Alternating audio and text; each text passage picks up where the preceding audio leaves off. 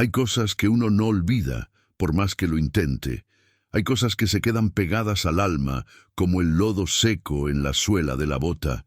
Y por más que uno talle, por más que uno lave, la marca sigue ahí. Conmigo fue así desde el día que llegué a este ranchito. Llegué con las manos vacías, el corazón roto, y dos niños agarrados de mi falda, mirándome como si yo tuviera la respuesta para todo. Pero yo no tenía respuesta ninguna, solo tenía miedo. Era el final de la tarde, cuando bajé de aquel camión polvoriento a la orilla de la carretera, a unos 15 kilómetros de Sombrerete, en Zacatecas. El chofer ni quiso esperar. Aventó mi maleta vieja al suelo colorado, miró a los niños con lástima y arrancó sin decir nada. El polvo se levantó y nos cubrió a todos. Sentí el gusto de la tierra en la boca, caliente y seca, igual al sabor de todo lo que me había quedado de vida. El silencio vino justo después. Un silencio pesado, de esos que lastiman los oídos de tan fuerte. Solo el viento moviendo el zacate seco y el canto lejano de un cenzontle. Mis hijos se quedaron quietos, pegados a mí.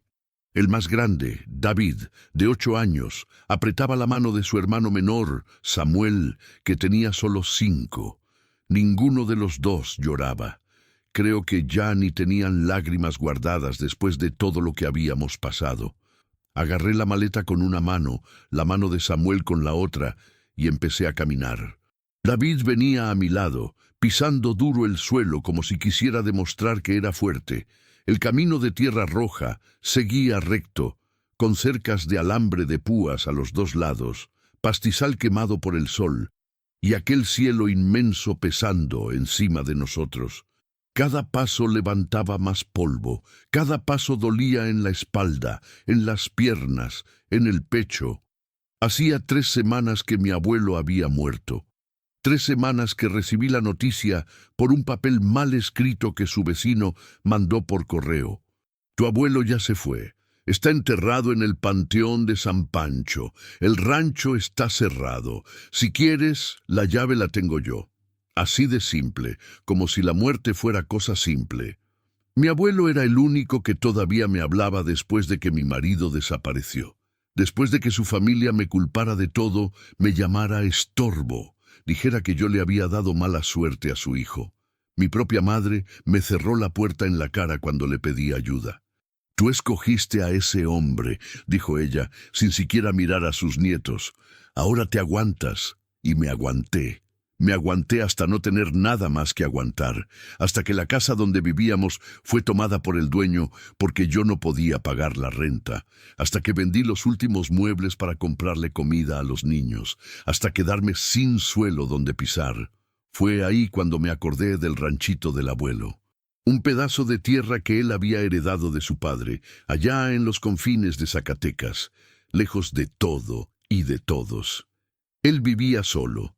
Sembraba lo que se comía, criaba unas gallinas. Nunca fue de hablar mucho, pero cuando yo era niña y lo visitaba en las vacaciones, sentía que ahí era el único lugar del mundo donde nadie me reclamaba nada. Ahora, él había muerto solo, y yo venía al mismo lugar, también sola, con 2 hijos y ninguna esperanza. La entrada del rancho estaba caída, sostenida solo por un pedazo de alambre. La empujé con dificultad y rechinó con un lamento oxidado que hizo eco en el silencio. El camino hasta la casa estaba cubierto de maleza alta. Las espinas me rasgaron la falda. Samuel se quejó bajito, pero no dejó de caminar. Cuando la casa apareció en medio de aquel matorral, se me apretó el corazón. Era pequeña, de adobe, con techo de teja y ventanas de madera oscura. Tenía un pequeño portal al frente, donde mi abuelo solía sentarse a tomar café mirando el amanecer. Ahora estaba todo cubierto de polvo, con telarañas colgando en las esquinas y hojas secas amontonadas en la puerta. La llave estaba escondida debajo de una piedra, del lado izquierdo del portal, tal como el vecino había dicho. La agarré con la mano temblando. No sé si era cansancio o miedo. Tal vez los dos juntos. Abrí la puerta y el olor a encierro me golpeó la cara. Adentro estaba oscuro, sofocante, con ese olor a casa cerrada por demasiado tiempo. Dejé la maleta en el suelo y abrí las ventanas, una por una. La luz de la tarde entró despacio, iluminando los muebles viejos, la mesa de madera en medio de la sala, las sillas chuecas, el catre estirado en un rincón, la cocina con su fogón de leña y las ollas todavía colgadas en la pared. Todo parecía congelado en el tiempo, como si mi abuelo hubiera salido a traer agua y fuera a volver en cualquier momento. Pero él no iba a volver. David entró detrás de mí, mirando todo con atención. Samuel se quedó en la puerta con miedo. «Mamá, ¿vamos a vivir aquí?», preguntó con su voz finita. Yo no sabía qué responder. Vivir era una palabra demasiado grande para lo que teníamos. Solo estábamos ahí, porque no teníamos a dónde ir. «Sí, mi amor», dije, tratando de sonar firme. «Este va a ser nuestro hogar ahora». Samuel no pareció convencido. Yo tampoco lo estaba. Pasé el resto de la tarde limpiando lo que podía. Barrí la casa, quité las telarañas, sacudí los trapos viejos que cubrían los muebles. Hallé un colchón delgado guardado en un cuarto del fondo y lo estiré en el suelo de la sala. Iba a servir para dormir, los tres juntos, como siempre. Cuando cayó la noche, la oscuridad llegó pesada. No había luz eléctrica, solo una lámpara de aceite vieja que encontré en un armario y encendí con el último cerillo que tenía en la bolsa. La flama débil bailaba en las paredes, formando sombras largas que parecían moverse solas. Me senté en el colchón con los niños a cada lado. El estómago de Samuel gruñó fuerte. Se puso la mano en la panza y me miró con esos ojos grandes, esperando. «Mamá, ¿mañana va a haber comida?», preguntó. Aquella pregunta me entró en el pecho como un cuchillo. Volteé la cara para que no viera que se me habían llenado los ojos de agua. No había comida, no había dinero, no había nada. «Sí habrá, mi niño», mentí, acariciándole el pelo. «Ya verás que sí». Él me creyó. Recargó la cabeza en mi regazo y cerró los ojos. David se quedó quieto a mi otro lado, mirando la flama de la lámpara. Él no me creyó. Él ya sabía que las cosas no eran tan simples. Me quedé ahí sentada, mirándolos a los dos, sintiendo el peso de todo lo que se me había venido encima. Por primera vez en la vida, dudé si iba a poder. Dudé si era lo suficientemente fuerte. Dudé si no iba a fallar justo cuando ellos más me necesitaban. La noche fue larga. El silencio allá afuera era total, solo roto de vez en cuando por el canto de algún grillo o por el viento golpeando la ventana. No pude dormir. Me quedé mirando el techo oscuro, sintiendo que me dolía el cuerpo, la cabeza y el alma. Pero cuando el primer rayo de luz empezó a entrar por la ventana, me levanté. Porque rendirse nunca fue opción. Cuando se tienen hijos, uno aprende que no importa cuánto duele, no importa cuánto cansa, una se levanta, y eso fue lo que hice. El sol ya estaba alto cuando logré moverme de verdad. Mis huesos tronaron cuando me levanté del colchón. David y Samuel todavía dormían, enredados uno con el otro, respirando despacio. Los dejé ahí. Necesitaban descansar. Yo también necesitaba, pero no tenía ese lujo. La casa estaba silenciosa bajo la luz de la mañana. Una luz blanca, fuerte, que entraba por las rendijas de las ventanas y dibujaba líneas en el suelo de tierra apisonada. Todo parecía todavía más viejo de día. Las paredes descascaradas, las marcas del tiempo en cada rincón, el olor a humedad que la limpieza de la noche anterior no había podido quitar por completo. Fui a la cocina. Abrí las alacenas, una por una, buscando cualquier cosa. Había unos platos viejos, jarros de aluminio abollados, una olla con el fondo quemado. Pero comida, nada. Ni un grano de arroz, ni un pedazo de piloncillo, ni sal. Vacío. Todo vacío. Sentí que el estómago se me revolvía. No era solo hambre, era la desesperación empezando a subir por mi garganta. Seguí buscando. Abrí la puerta del cuartito del fondo, donde había hallado el colchón. Era una pieza pequeña, oscura, con olor a guardado. Había cajas viejas amontonadas, herramientas oxidadas colgadas en la pared, costales de yute tirados en una esquina. Mi abuelo debía usar aquello como bodega. Empecé a esculcar las cajas con cuidado, sin saber bien qué buscaba. Tal vez alguna lata de conserva olvidada, algo que pudiera servir, pero solo hallaba cosas viejas, pedazos de reata, clavos chuecos, trapos rotos, herramientas quebradas. Fue cuando jalé un costal de yute pesado que estaba debajo de todo que sentí algo diferente. El costal tenía algo adentro. Lo puse en el suelo y lo abrí con cuidado. Allí dentro había otra bolsa más pequeña, de tela gruesa, amarrada con un cordel. Y junto con ella un pedazo de papel amarillento, doblado varias veces. Mi mano tembló cuando agarré el papel. Lo abrí despacio, con miedo de que se rompiera. La letra era de mi abuelo. Conocía esa letra chueca, de quien había aprendido a escribir tarde en la vida. Él nunca fue de escribir mucho, pero cuando lo hacía, cada palabra tenía peso. La nota era corta. Para quien llegue después de mí. La tierra todavía responde para quien insiste. Ya dejé todo listo allá atrás. Solo es cuestión de sembrar con fe. Las semillas están aquí. Lo demás Dios proveerá. Leí aquello 3 veces. Cada vez que lo leía, la voz de mi abuelo resonaba en mi cabeza, grave y firme, del modo en que él hablaba. Parecía que él sabía. Sabía que alguien iba a necesitarlo. Sabía que yo iba a llegar aquí, sola, sin nada. Abrí la bolsa de tela con la mano temblorosa. Adentro había semillas, granos de frijol, secos, guardados con cuidado. No era mucho, pero era algo. Era la única cosa que se interponía entre nosotros y el hambre. Apreté la bolsa contra mi pecho y cerré los ojos. Por primera vez desde que había llegado, sentí algo que no era solo miedo. Era una pizca pequeña de esperanza, frágil, casi invisible, pero viva. Salí de la casa todavía sosteniendo la bolsa de semillas. El sol pegaba fuerte en el patio, haciendo que el aire vibrara de calor. Caminé alrededor de la casa, mirando la maleza que se había adueñado de todo. Espinas, zacate seco, tierra rajada. Parecía imposible que algo pudiera crecer ahí, pero la nota hablaba de atrás. Ya dejé todo listo allá atrás. Fui caminando, esquivando ramas secas, pisando la tierra dura. Pasando la casa, el terreno bajaba un poco, y allá abajo, cerca de donde debía haber un arroyo seco, había un área diferente.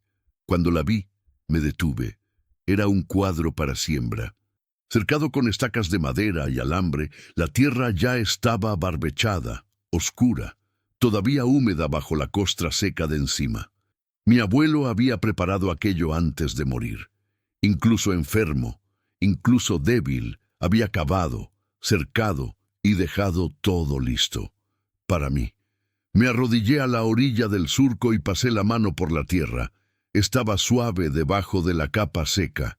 Se podía sentir que ahí todavía había vida esperando. Pero junto con la esperanza vino el miedo.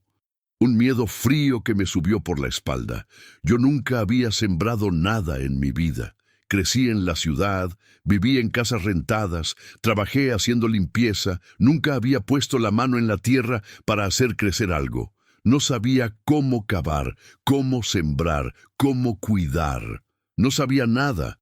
Y peor, la comida que me había quedado en la bolsa, unos pedazos de pan duro y un plátano casi pasado que había comprado antes de subir al camión, solo iba a durar 2 días más, a lo mucho. Si me equivocaba, íbamos a pasar hambre de verdad. Si fallaba, no habría segunda oportunidad. Me senté ahí a la orilla del sembradío, con la bolsa de semillas en el regazo, y me quedé mirando la tierra. El sol me quemaba la espalda. El silencio me apretaba por los lados. y la pregunta me martilleaba la cabeza. ¿Cómo voy a hacer esto? Fue entonces cuando oí los pasos detrás de mí. Me volví y vi a David parado ahí, descalzo, con su camisa vieja colgándole del cuerpo flaco, los ojos fijos en mí. Se había despertado y había ido a buscarme. «¿Qué es eso, mamá?», preguntó, señalando la bolsa. «Semillas de frijol», respondí, tratando de mantener la voz firme. «Tu abuelo nos las dejó». Se acercó, se arrodilló a mi lado y miró la tierra trabajada. No dijo nada por un rato, solo se quedó mirando, pensando. «¿Usted sabe sembrar?», preguntó por fin. Pensé en mentir. Pensé en decirle que sí sabía, que todo estaba bajo control, que iba a salir bien. Pero no pude. «No», dije bajito. «No sé». David siguió mirando la tierra. Luego me miró a mí. «Pero lo vamos a intentar, ¿verdad?». No era una pregunta, era una afirmación, dicha por un niño de 8 años que ya había aprendido que en la vida no hay garantías de nada, solo intentos. Asentí con la cabeza. «Sí, lo vamos a intentar». Samuel apareció poco después, todavía con sueño, tallándose los ojos. Cuando nos vio ahí, vino corriendo y se me echó al regazo. «Tengo hambre, mami». Lo abracé con fuerza. «Lo sé, mi amor, lo sé». Volví a la casa, agarré el pan duro y el plátano y los dividí en 3 trozos pequeños. Comimos despacio, masticando bien para que durara. Samuel se quejó de que era poco. David no dijo nada, pero vi en sus ojos que él también se quedaba con hambre. «Mañana habrá más», prometí. No sabía si habría, pero tenía que creerlo. Después de comer volví al cuadro de siembra con los niños. Llevé un azadón viejo que había encontrado en la bodega. El cabo estaba gastado, la hoja oxidada, pero tendría que servir. Empecé a remover la tierra de nuevo, como creí que debía ser. El azadón pesaba en mis manos. Mis hombros me dolían con cada golpe. El sol era una brasa. El sudor me corría por la cara, el cuello y la espalda. Pero no me detuve. David agarró un palo y empezó a ayudar, cavando a su modo. Samuel se quedó sentado a la sombra de un huizache seco, mirando. Cuando creí que la tierra estaba lo suficientemente buena, agarré la bolsa de semillas, la abrí con cuidado, como si fuera lo más precioso del mundo. Y lo era. No sabía cuántas semillas poner en cada pocito. No sabía la distancia correcta entre ellas. No sabía nada. Pero me arrodillé en la tierra, hice el primer hoyo con la mano, puse 3 granos adentro y lo cubrí. Parecía tan poco, tan frágil, 3 granitos secos en la inmensidad de la tierra. Seguí, hice otro hoyo, otros 3 granos, cubrí, otro y otro y otro. Mis manos temblaban, no de cansancio, de miedo. Miedo de estar haciéndolo mal, miedo de estar desperdiciando la última oportunidad que teníamos.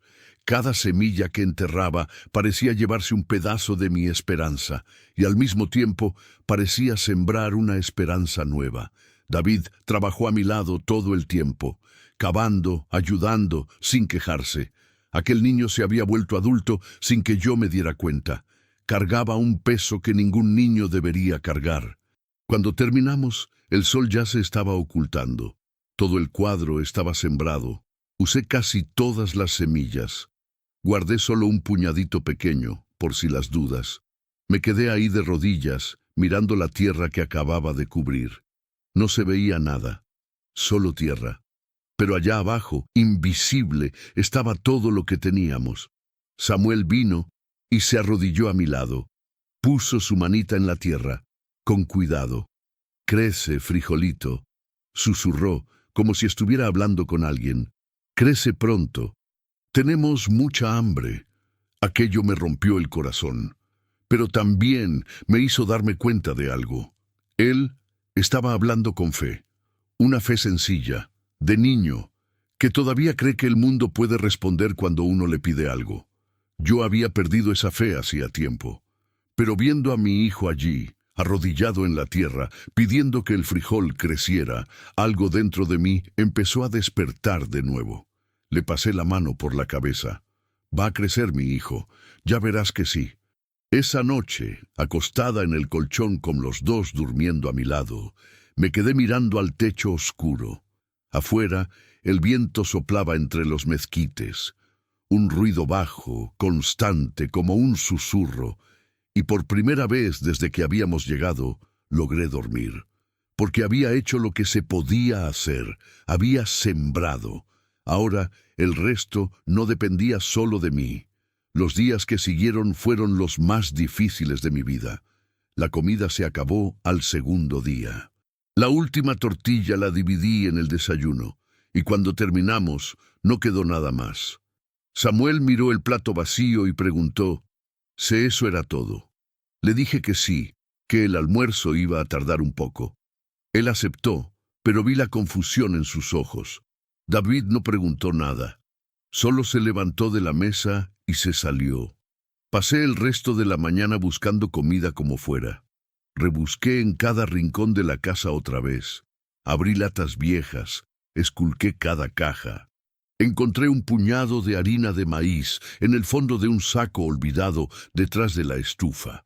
Estaba un poco húmeda, pero no tenía moho. Hice un atole ralo con agua y esa harina. No tenía sal, no tenía azúcar, no tenía nada para darle sabor. Pero estaba caliente y llenaba el estómago por unas horas. A la hora de la comida le serví eso a los niños. Samuel hizo muecas, pero se lo tomó todo. David también. Yo solo tomé un trago. Dije que no tenía hambre. Mentira. Estaba famélica. Pero ellos lo necesitaban más. Por la tarde, David me llamó afuera. Había ido a explorar el terreno y encontró unas tunas de monte y unos nopales entre la maleza. Los frutos estaban en el suelo, algunos ya podridos, pero había otros todavía buenos. No era mucho, pero era algo. Cocí los nopalitos en la olla vieja, con agua y un poco de sal, que hallé en un frasco escondido en el armario. El olor llenó la casa, fuerte, muy de nosotros. Cuando estuvo listo, comimos con la mano, quitando con cuidado las espinas de las tunas que David había recolectado. Samuel se quejó de que era poco. David comió en silencio. Yo le agradecí a Dios por eso, pero sabía que no iba a durar. Las tunas se acabarían. Y después, ¿qué íbamos a comer? Todas las mañanas, antes de que el sol saliera de verdad, iba al surco. Me quedaba allí parada, mirando la tierra, buscando alguna señal, cualquier cosa. Un poquito de verde saliendo del suelo, la punta de un brote, algo que mostrara que había vida allá abajo. Pero no veía nada, solo tierra seca, rajada por el sol. El miedo crecía dentro de mí cada día. ¿Y si no funcionaba? ¿Y si había sembrado mal? ¿Y si las semillas se habían muerto? Al cuarto día encontré a David cargando agua del arroyo en una cubeta vieja. Había ido solo, sin avisar, y traía el agua para regar el sembradío. «La tierra está bien seca, mamá», dijo con voz cansada. «Hay que mojarla». Tenía razón. Agarré otra cubeta y me fui con él. El arroyo quedaba lejos, bajando por una vereda llena de piedras. El agua era poca, apenas un hilo corriendo entre las rocas, pero alcanzaba para llenar la cubeta. Volvimos cargando el agua, con los brazos doliendo y los pies lastimados. Lo vaciamos todo en el surco, viendo cómo la tierra seca se la bebía rápido, desapareciéndola casi al instante. Hacía falta más. Fuimos y volvimos, y otra vez, y otra más. El sol estaba alto y quemaba sin piedad. El sudor escurría, mezclado con el polvo rojo que se pegaba a la piel. Me dolía tanto la espalda que apenas podía enderezarme. Pero no paraba. David tampoco. Ese chamaco trabajaba como un hombre adulto. Cargaba agua, quitaba la mala hierba alrededor del surco, ayudaba en todo sin quejarse. Su infancia se había acabado sin pedir permiso. Por la noche se caía en el colchón y se dormía al instante, exhausto. Yo me quedaba despierta mirándolo, sintiendo un nudo en el pecho. Mi hijo no debería estar pasando por esto. Ninguno de ellos. Al quinto día, Samuel empezó a quejarse de dolor de panza. El hambre estaba apretando de verdad. Lloró, pidiendo comida de verdad, diciendo que ya no quería atole ralo ni tunas. Lo cargué en mis brazos y le canté bajito las canciones que mi abuela me cantaba cuando era niña. Se fue calmando poco a poco, hasta quedarse dormido. Pero esa noche, acostada en la oscuridad, yo también lloré. Lloré bajito, con la mano en la boca para que nadie me oyera. Lloré de cansancio, de miedo, de impotencia. ¿Será que estaba haciendo lo correcto? No debía haber aceptado la ayuda de alguien, de quien fuera, en vez de venir a este lugar olvidado de Dios. Pero ¿quién me iba a ayudar? ¿A quién le importó cuando lo necesité? A nadie. Solo nos teníamos a nosotros mismos. Al sexto día desperté antes del sol. Había dormido mal, con sueños confusos, llenos de tierra seca y niños llorando. Me levanté con el cuerpo molido, me arrastré hasta la puerta y salí. El aire de la madrugada estaba fresco, casi frío. El cielo empezaba a aclarar en el horizonte, tiñéndose de un azul oscuro que se volvía gris. Caminé hasta el surco, con los pies descalzos, sintiendo la tierra helada. Me quedé allí parada, mirando. No esperaba ver nada. Ya había mirado tantas veces y nunca había nada. Pero esta vez sí había. En medio del surco, justo en el centro, donde había plantado las primeras semillas, había algo verde, pequeño, frágil, casi invisible bajo la luz tenue de la mañana. Pero estaba allí. Me arrodillé en la tierra con el corazón latiendo a 1000. Me acerqué más, con miedo de estar equivocada, con miedo de que fuera solo una basurita, una hoja seca, cualquier cosa. Pero no lo era.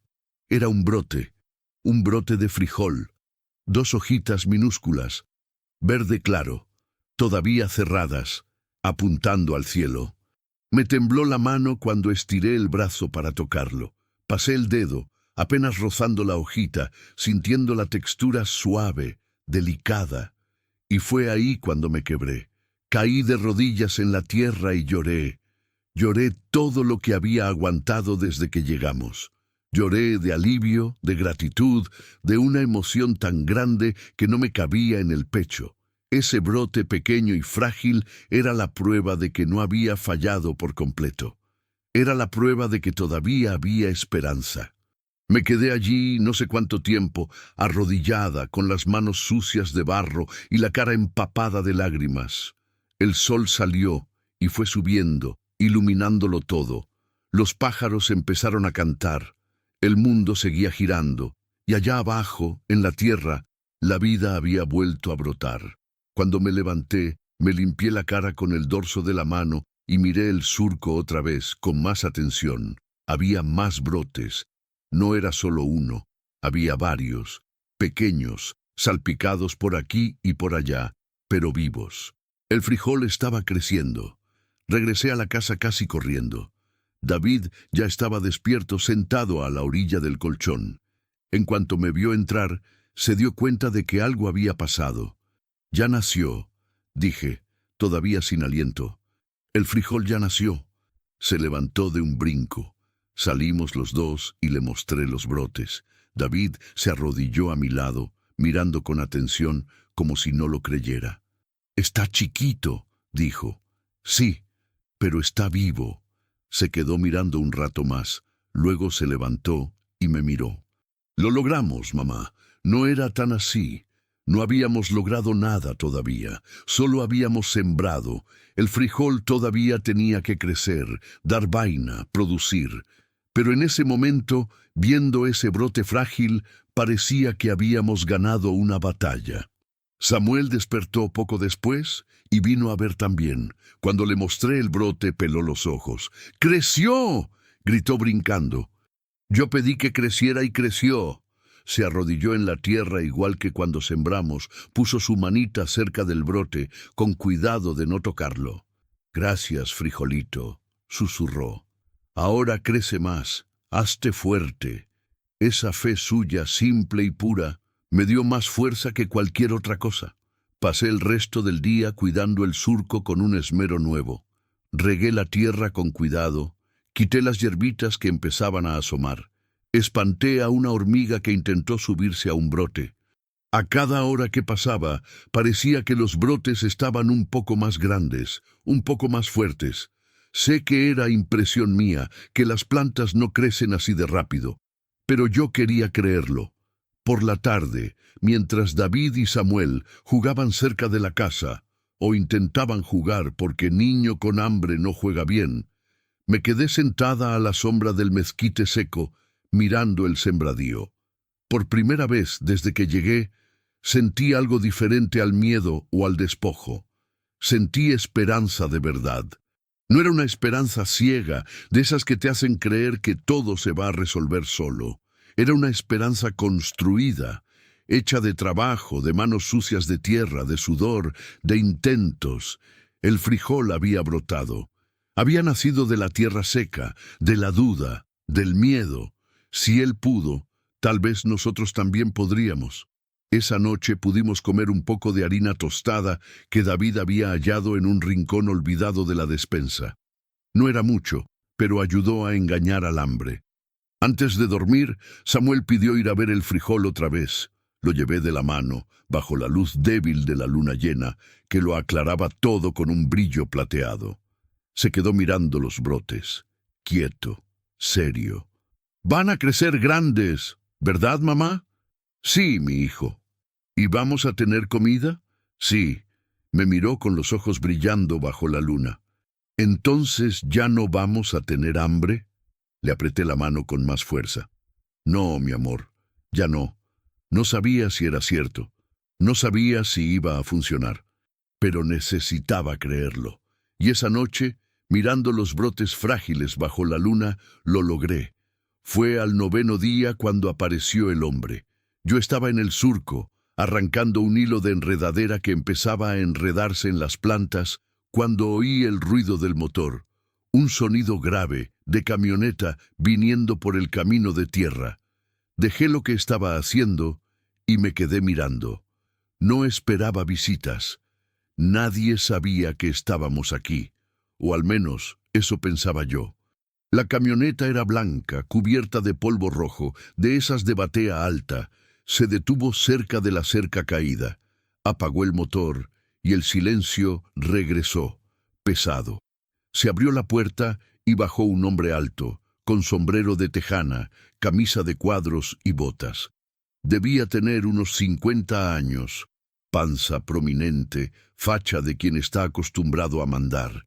Se acomodó el sombrero y se quedó allí parado, mirando la casa, el terreno, mirándome a mí. Me levanté despacio, limpiándome las manos en la falda. Mi corazón ya estaba acelerado. No sabía quién era ese hombre, pero algo dentro de mí me advirtió que tuviera cuidado. Empezó a caminar hacia mí, pisando firme en la tierra. Tenía una sonrisa en la cara, pero de esas sonrisas que no llegan a los ojos. «Buenos días», dijo, quitándose el sombrero al acercarse. «¿Usted es pariente del finado don Teodoro?» Teodoro era mi abuelo. Sentí un vuelco al oír su nombre. «Soy su nieta», respondí, manteniendo la voz firme. «Ah, ya veo». Se puso el sombrero bajo el brazo y miró alrededor. Mi más sentido pésame. Su abuelo era un hombre de bien, ermitaño, pero de bien. Me quedé callada, esperando. Hombre que llega así, sin avisar, siempre trae algo entre manos. «Mi nombre es Venancio», continuó. «Tengo unas tierras aquí cerca. Conocí a su abuelo hace mucho. Platicábamos de vez en cuando». Asentí con la cabeza, pero no dije palabra. Miró hacia el surco, a los brotes de frijol que ya tenían como 10 centímetros de alto, con sus hojitas verdes bailando con el viento. «Veo que ya empezó a sembrar», dijo, con un tono que no pude descifrar. «Ya empecé. Y se está quedando aquí, por lo visto». «Así es». Se quedó mirando un poco más, como si estuviera evaluando algo. Luego suspiró, metió la mano al bolsillo y sacó un fajo de billetes. «Mire, doña», dijo. Amelia, respondí. Doña Amelia. Desdobló los billetes mostrándomelos. Vine a hacerle una propuesta. Sé que la debe estar pasando mal, aquí solita con los chamacos. Miró a los niños que se habían asomado a la puerta y miraban de lejos. Yo le compro este rancho. Le pago un precio justo. Dinero en efectivo, ahorita mismo. Sentí un frío en el estómago. El rancho no se vende, respondí. Se rió, pero fue una risa seca. Doña Amelia, con todo respeto, usted apenas puede mantenerse aquí. Mire este lugar, se está cayendo a pedazos. No tiene equipo, no tiene con qué, ni tiene experiencia para sacar esto adelante sola. Yo me las arreglo. ¿Se las arregla? Sacudió la cabeza. ¿Tiene idea del trabajo que cuesta mantener una propiedad? ¿De los gastos? ¿De los riesgos? Aquí está lejos de todo. Si pasa algo, está sola. Sus palabras eran como martillazos, cada una pegando donde más dolía. Sé cuáles son los riesgos, dije tratando de no flaquear. Dio un paso al frente. Seguía sonriendo, pero ahora la sonrisa se veía forzada. Doña Amelia, no quiero verla sufrir. Por eso vine a ofrecerle una salida digna. Con este dinero, sacudió los billetes, puede rentar una casita en el pueblo, buscarse un trabajo, meter a los niños a la escuela, vivir como Dios manda. Aquí vivimos bien. Su expresión cambió. La sonrisa se borró. Los ojos se le pusieron duros. Usted no entiende, dijo, con un tono muy distinto. No estoy haciendo caridad, estoy haciendo un negocio. Y cuando yo quiero una tierra, la consigo. Eso fue como una bofetada. Sentí que la rabia me subía por la garganta, pero respiré profundo. No podía perder la cabeza. Pues va a tener que querer otra. Esta no está en venta. Me sostuvo la mirada un buen rato. Luego guardó el dinero en el bolsillo, muy despacio, como si tuviera todo el tiempo del mundo. Se va a arrepentir, doña Amelia, dijo con voz baja. Esta región es difícil. Pasan cosas, se rompen las cercas, se pierde el ganado, a veces hasta la cosecha no se da. Es una lástima cuando pasan esas cosas. La forma en que lo dijo, tan calmado, dejó claro que no era un aviso, era una amenaza. Se me heló la sangre, pero no dejé que lo notara. Gracias por la visita, dije, con la voz más firme de lo que esperaba. Pero ya se puede ir retirando. Se me quedó viendo un momento más, como esperando que me arrepintiera. Cuando vio que no, se puso el sombrero de nuevo. Piénselo bien, doña Amelia. La oferta sigue en pie, por ahora. Dio media vuelta y caminó hacia su camioneta. Me quedé parada viéndolo irse, con las piernas temblándome bajo la falda. David llegó corriendo en cuanto la camioneta desapareció por el camino. ¿Quién era, mamá?, preguntó preocupado. Nadie importante, mentí. Solo un vecino. Pero esa noche no pude pegar el ojo. Me quedé acostada, con los niños durmiendo a mis costados, y las palabras del hombre retumbaban en mi cabeza. Pasan cosas, se rompen las cercas, se pierde el ganado. A veces hasta la cosecha no se da. Iba a hacer algo, lo sabía. Los hombres de su clase no aceptan un no por respuesta. Pero ¿qué podía hacer yo? No tenía a quién pedirle ayuda. No tenía dinero para protegerme. No tenía nada más que este pedazo de tierra y mis propias manos. Al día siguiente pasé toda la mañana mirando la parcela. El frijol estaba creciendo bien. Las plantas ya tenían casi 20 centímetros, firmes, con hojas verdes y sanas.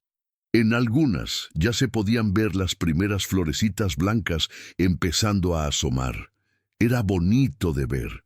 Parecía un milagro, pero ahora tenía miedo de perderlo todo. Por la tarde, di una vuelta por el terreno, revisando la cerca, fijándome si había algo fuera de lugar. Todo parecía normal, pero la sensación de estar siendo vigilada no se me quitaba de encima. Cuando el sol empezó a caer, regresé a la casa. Preparé la cena, solo un poco de masa con agua y un trozo de tocino rancio que había encontrado colgado de un clavo en la despensa. No era mucho, Pero comimos. Acosté a los niños temprano. Samuel se quedó dormido de inmediato. David tardó más. Se quedó mirando el techo, inquieto. «Mamá», llamó bajito. «¿Qué pasa, mijo? ¿Ese hombre va a volver?» Pensé en mentirle otra vez, pero lo miré a los ojos y vi que no servía de nada. Él ya sabía la verdad. «No lo sé», respondí. «Pero si vuelve, no le vamos a vender nada». Se quedó callado un rato. Después habló, aún más bajo. «¿Y si intenta quitárnoslo?» Aquella pregunta me atravesó el pecho, porque era exactamente lo que yo estaba pensando. «No podrá», dije intentando creer en mis propias palabras. «Esta tierra es nuestra, nadie nos la va a quitar». David no pareció muy convencido, pero no dijo nada más. Se dio la vuelta y cerró los ojos. Me quedé despierta hasta tarde, sentada en el umbral de la puerta, mirando la oscuridad allá afuera. El cielo estaba lleno de estrellas, más de las que había visto en toda mi vida. En el silencio se oía el canto de los grillos, el viento entre los árboles, el mundo vivo de la noche. Todo parecía tan tranquilo, tan hermoso, pero bajo esa calma yo sentía que se acercaba la tormenta, y no me equivocaba. 3 días después desperté con el sonido de un mugido fuerte, desesperado. Me levanté de un salto, con el corazón ya acelerado. Todavía estaba oscuro afuera, pero se veía el débil resplandor del alba empezando en el horizonte. Salí corriendo, descalza, tropezando con las piedras. El mugido venía de la parte de atrás, cerca de la parcela. Cuando llegué lo vi. La cerca estaba rota, los postes arrancados, el alambre cortado y tirado en el suelo. Y la vaca, la única vaca que mi abuelo había dejado, la que yo estaba cuidando con tanto esmero, estaba suelta, pisoteando el frijolar. Las plantas de frijol habían sido aplastadas, tallos rotos, hojas desgarradas, flores pisoteadas, todo destruido.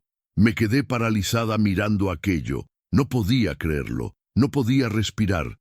La vaca seguía pisoteando, asustada, intentando salir de ahí. Fue David quien reaccionó.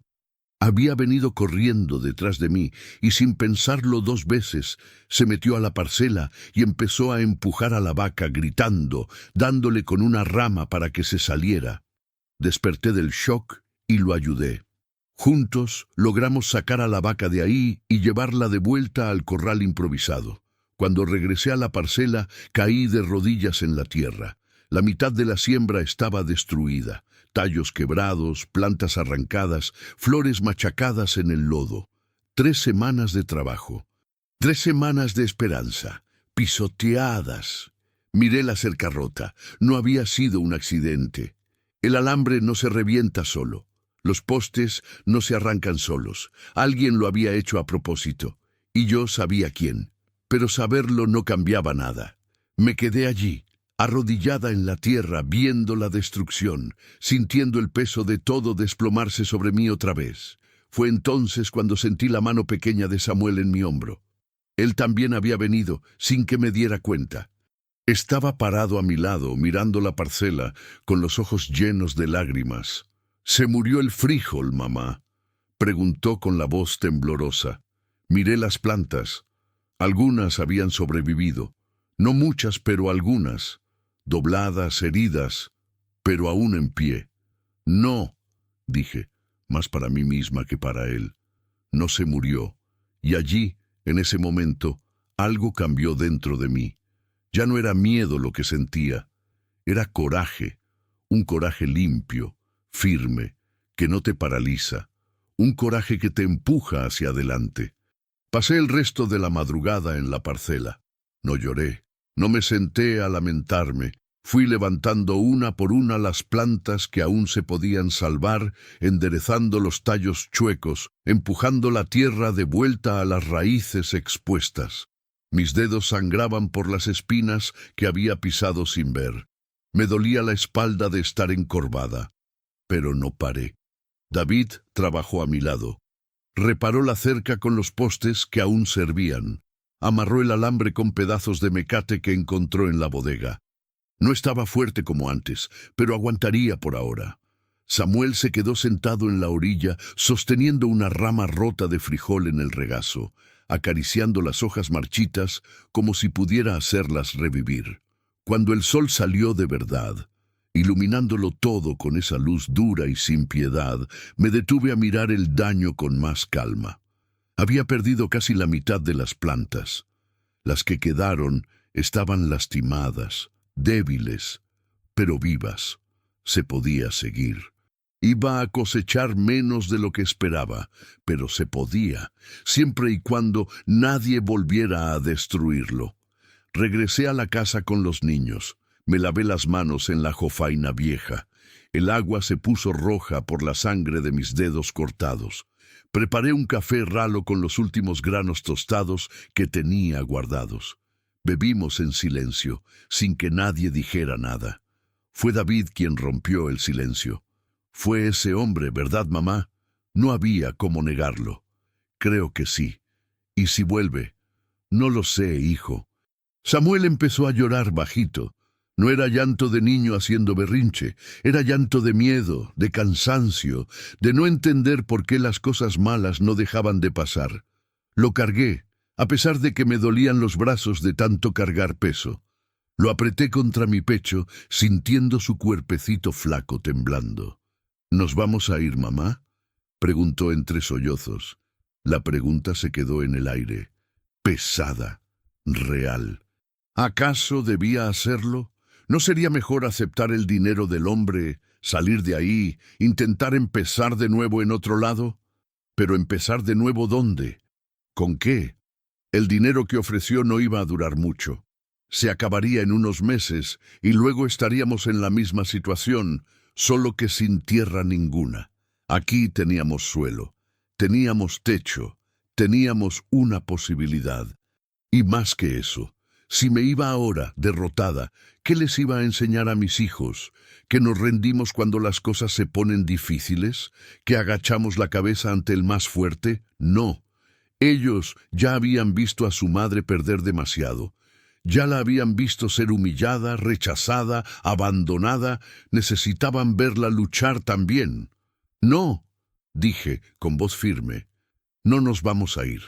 Samuel levantó el rostro mojado por las lágrimas y me miró. Pero, ¿y si rompe todo otra vez? Entonces plantamos de nuevo. David me miró también, como si intentara entender si hablaba en serio. Tantas veces como sea necesario, continué, hasta que se canse, hasta que se rinda, hasta que entienda que esta tierra es nuestra y no hay dinero ni amenaza que nos vaya a sacar de aquí. Las palabras salieron de mi boca antes de que pudiera pensarlas bien. Pero en cuanto salieron, sentí que eran verdad. No era solo terquedad, era supervivencia, era dignidad, era lo último que aún me quedaba. Aquella mañana, después de poner a los niños a descansar un poco, salí de la casa. Había algo que tenía que hacer. Caminé por la brecha de tierra hasta el pueblo más cercano, San Raimundo, a unos 5 kilómetros de ahí. El sol era abrasador. Mis pies levantaban polvo rojo a cada paso. El sudor me corría por la espalda, pegando la ropa al cuerpo. Cuando llegué, el pueblo estaba casi vacío. Era día de semana, media mañana, y la mayoría de la gente estaba trabajando en el campo. Solo había unos viejos sentados a la puerta de la tienda, platicando bajo. Fui directo al registro civil y de la propiedad. Un edificio pequeño, de ladrillo viejo, con un letrero descolorido colgado en la puerta. Entré. Adentro estaba fresco, oscuro. Había un ventilador de techo girando, haciendo ruido. Detrás de un escritorio lleno de papeles estaba sentado un hombre de lentes, medio calvo, con cara de sueño. «Buenos días», dije. Levantó la vista del papel que estaba leyendo. «Buenos días.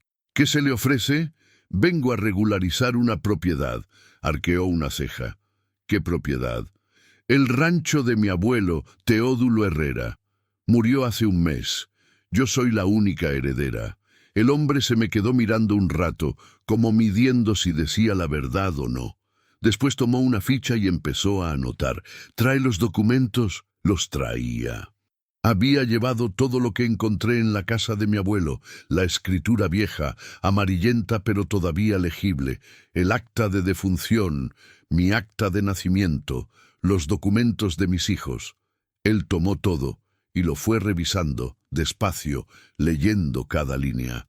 Anotó algunas cosas, selló unos papeles, me pidió la firma en varios lugares. Va a tardar unos días en salir el registro definitivo, dijo. Pero con estos documentos aquí, usted ya tiene el derecho legal sobre la propiedad. Nadie puede reclamar. Sentí un alivio enorme. Era lo que necesitaba oír. ¿Y si alguien intenta quitarme la tierra? Pregunté. Me miró por encima de los lentes. Si la documentación está en orden, la ley la protege. Cualquier invasión o coacción es un delito. Usted puede denunciar en la delegación. Agradecí y salí de allí con los papeles en la mano. No lo resolvía todo. Sabía que un hombre como Venancio no respetaba mucho la ley, pero al menos ahora tenía un arma. Una prueba de que aquella tierra era mía por derecho. Regresé a casa caminando, cansada pero más firme. Cuando llegué, los niños estaban despiertos, sentados en el porche. ¿A dónde fuiste, mamá?, preguntó David. A arreglar unos asuntos, dije mostrándoles los papeles. Ahora esta tierra está a mi nombre. Nadie nos la puede quitar. David tomó los papeles y se quedó mirándolos, aunque no sabía leer bien, pero parecía entender lo que aquello significaba. «¿Entonces nos podemos quedar?», preguntó Samuel. «Nos vamos a quedar», confirmé. Aquella noche hice algo que no había hecho desde que llegué. Tomé el quinqué, lo encendí y lo llevé a la parcela. Me quedé allí arrodillada en la tierra, mirando las plantas sobrevivientes balancearse con el viento de la noche. Estaba oscuro, solo con la tenue luz del quinqué y las estrellas allá arriba. El silencio era absoluto, pero no era un silencio pesado, aterrador como antes. Era un silencio de espera, de posibilidad.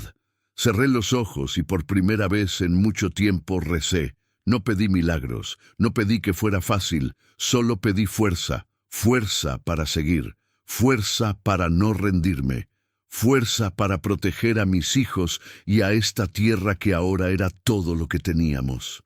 Cuando abrí los ojos, una de las plantas estaba justo frente a la lámpara, iluminada.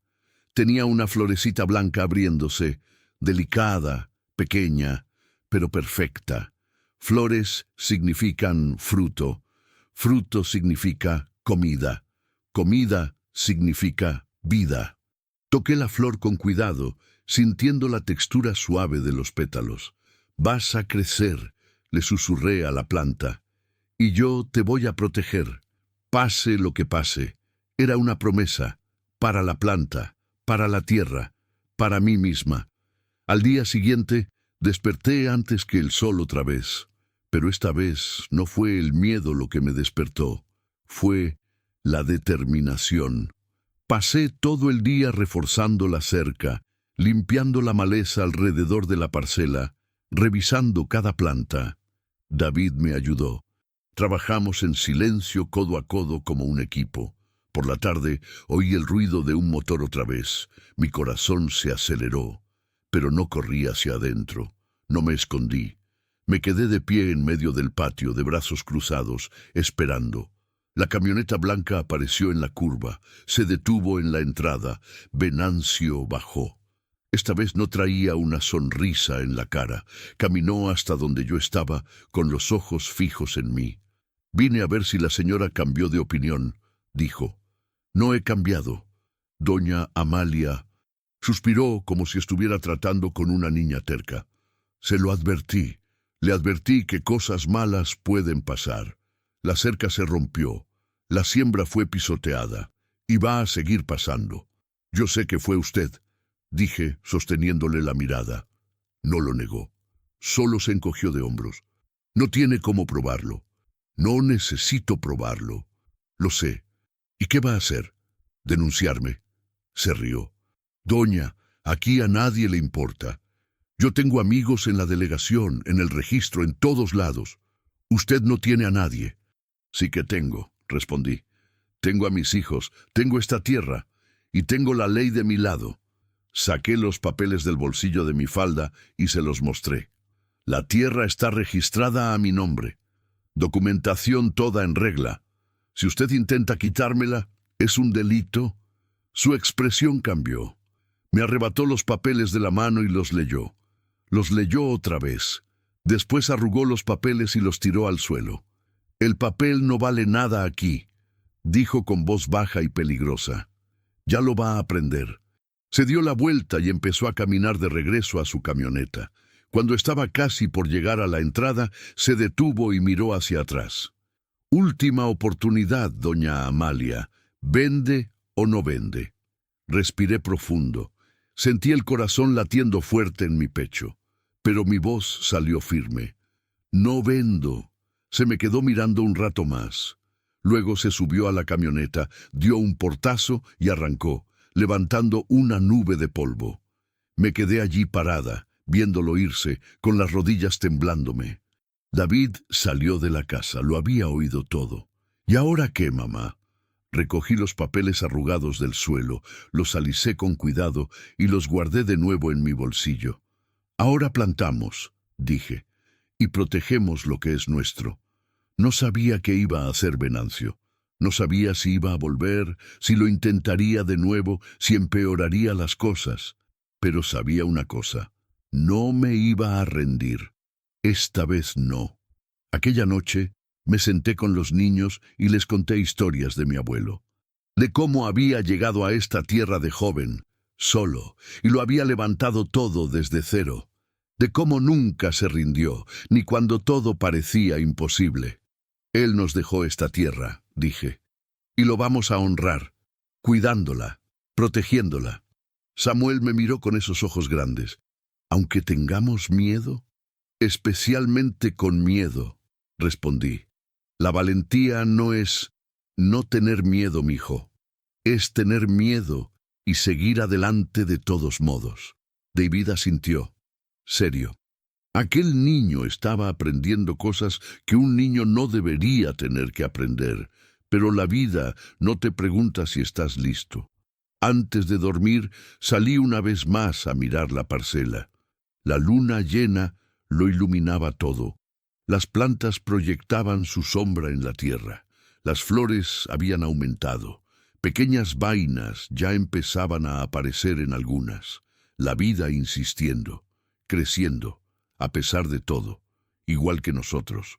Las semanas que siguieron fueron las más extrañas de mi vida. No porque fueran fáciles, lejos de eso, sino porque por primera vez sentí que tenía el control de algo. Venancio no volvió, al menos no en persona, pero la sensación de ser vigilada continuaba.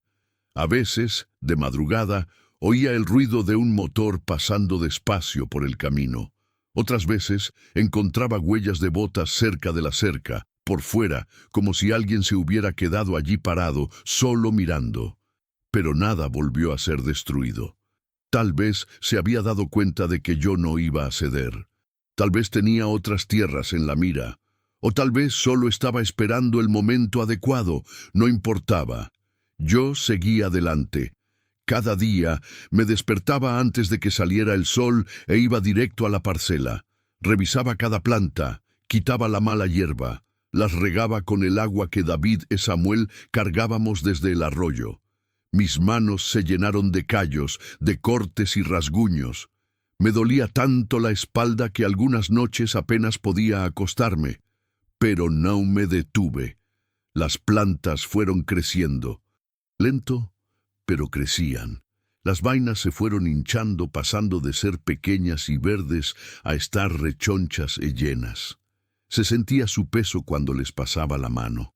Samuel iba todos los días a hablarles. Se sentaba a la orilla del surco y les contaba historias, como si las plantas fueran sus amigas.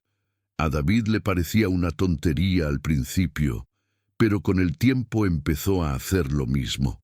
Se sentaba al lado de su hermano y se quedaba allí, en silencio, solo observando. Yo lo entendía.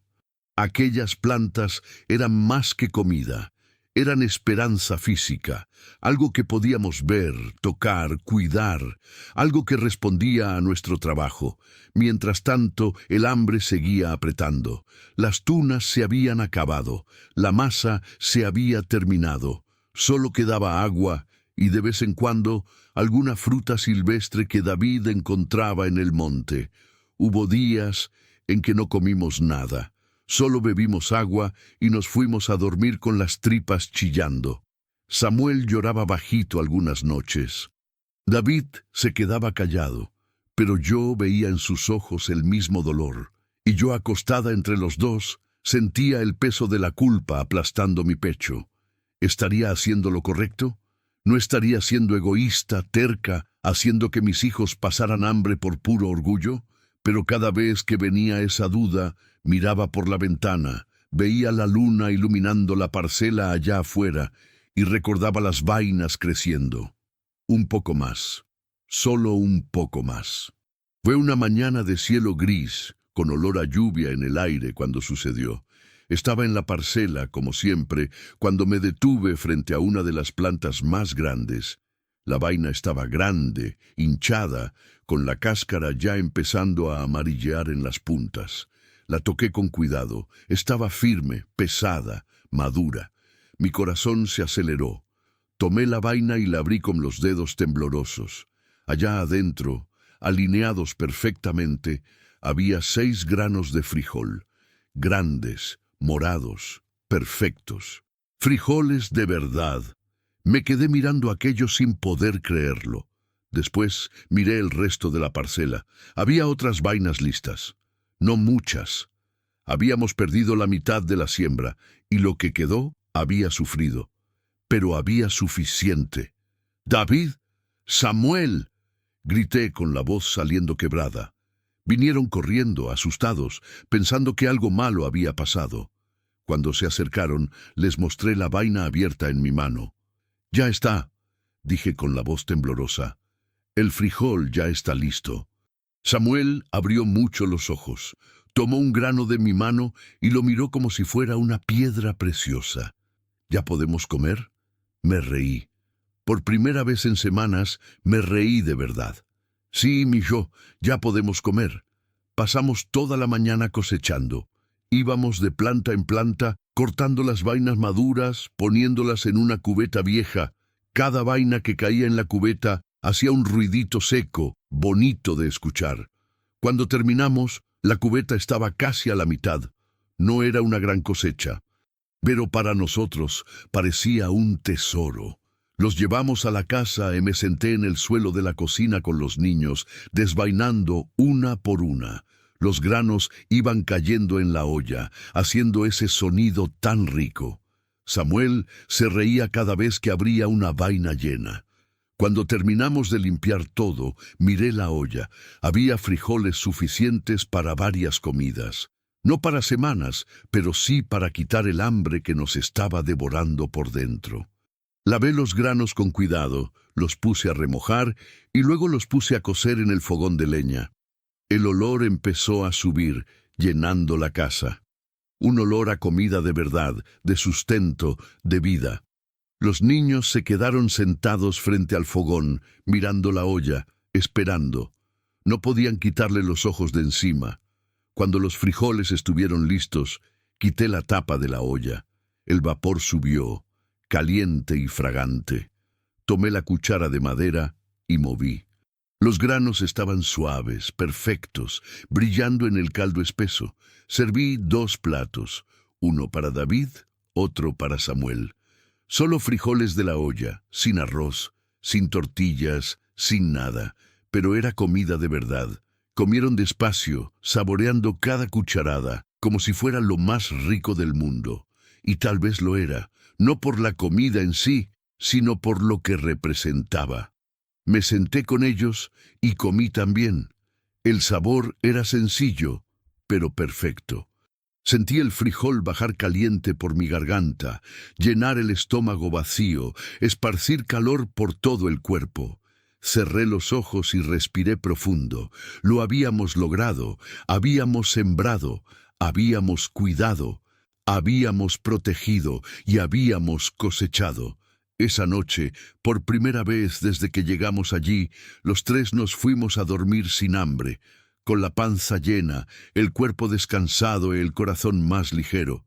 Samuel se durmió sonriendo, David también. Y yo me quedé allí, acostada entre ellos, mirando el techo oscuro, sintiendo algo diferente crecer dentro de mí.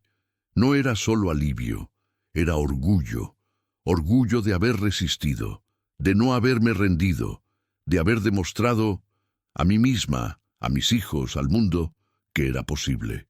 En los días siguientes guardé parte de los frijoles para que comiéramos. Otra parte la separé para volver a sembrar. Y una tercera parte decidí venderla. Llevé un saco hasta San Rafael y lo vendí en el tianguis. No era mucho dinero, pero era dinero. El primer dinero que ganaba desde que había llegado. Con eso compré sal, aceite, harina, arroz, cosas básicas, pero que hacían toda la diferencia. Cuando volví a casa con la bolsa llena de mandado, los niños me recibieron como si hubiera regresado de una guerra, y de cierta forma así era. Empecé a sembrar de nuevo, esta vez con más confianza. Sabía cómo cavar, cómo dar el espacio, cómo cuidar.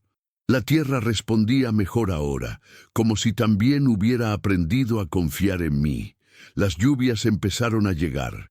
No lluvias fuertes, sino lloviznas leves que mojaban la tierra y hacían que todo se pusiera verde otra vez. El pasto creció. Flores silvestres empezaron a aparecer. El arroyo volvió a correr con más fuerza. El rancho fue cambiando poco a poco.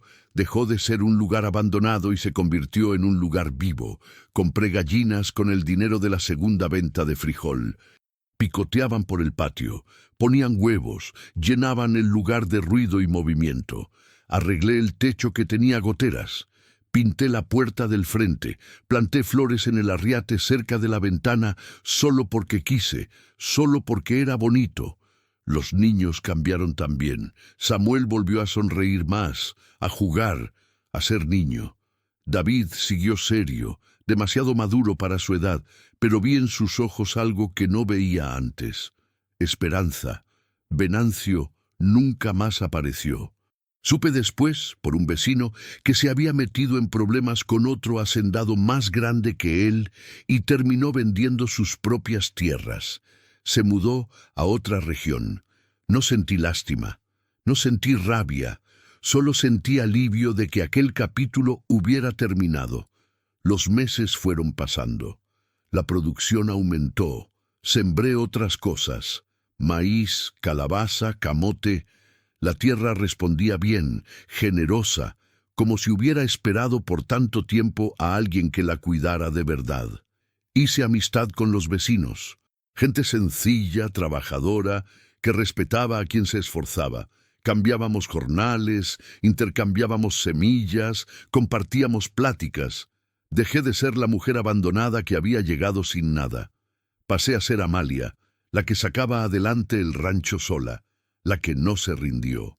Un año después, me senté en el pórtico una tarde de sol, con un jarro de café en la mano, mirando a los niños jugar en el patio. Corrían tras las gallinas, riendo, ruidosos, vivos. La parcela de frijol estaba verde de nuevo, llena de vainas creciendo. Las flores que había plantado se mecían con el viento. La vaca pastaba tranquila en el corral que David había cercado con tanto esmero. Miré a mi alrededor y casi no reconocí el lugar. Ya no era aquel rancho abandonado, devorado por la maleza, rodeado de un silencio pesado. Era un hogar. Saqué el viejo papelito de mi abuelo que había guardado en el cajón. Lo leí de nuevo, con los ojos empañados. La tierra todavía responde a quien insiste. Tenía razón, la tierra había respondido, pero no solo la tierra, yo también había respondido. Había encontrado dentro de mí una fuerza que no sabía que existía, una terquedad buena, una resistencia que no se dobla. Doblé el papel con cuidado y lo guardé de nuevo. Era un recordatorio, un testimonio de que todo lo que teníamos ahora había empezado con casi nada, solo un saco de semillas y una fe frágil de que tal vez, solo tal vez, funcionaría. Esa noche, cuando acosté a los niños, Samuel me preguntó, «Mamá, ¿nos vamos a quedar aquí para siempre?» Le acaricié el cabello. «Nos vamos a quedar todo el tiempo que queramos quedarnos». «Yo me quiero quedar», dijo él sonriendo. «Yo también», completó David. Los miré a los dos, mis hijos, y sentí que el pecho me estallaba de gratitud. «Entonces, nos quedamos», dije. Me acosté entre ellos y cerré los ojos. Afuera, escuché el viento en los árboles, el canto de los grillos, el mundo nocturno vivo y lleno de promesas. Y por primera vez desde que había llegado allí, dormí sin miedo, porque había aprendido una cosa. La vida puede quitarnos casi todo. Puede quitarnos el dinero, la casa, la seguridad, la certeza. Pero mientras quede una semilla y coraje para plantarla, todavía existe esperanza. Y con esperanza, con trabajo, con insistencia, es posible transformar la tierra seca en vida. Es posible transformar el abandono en un nuevo comienzo. Es posible transformar casi nada en todo. Yo había llegado allí sin nada más que 2 hijos y una maleta vieja, y ahora tenía un hogar, tenía comida, tenía futuro, había sembrado en el silencio y cosechado en la gratitud.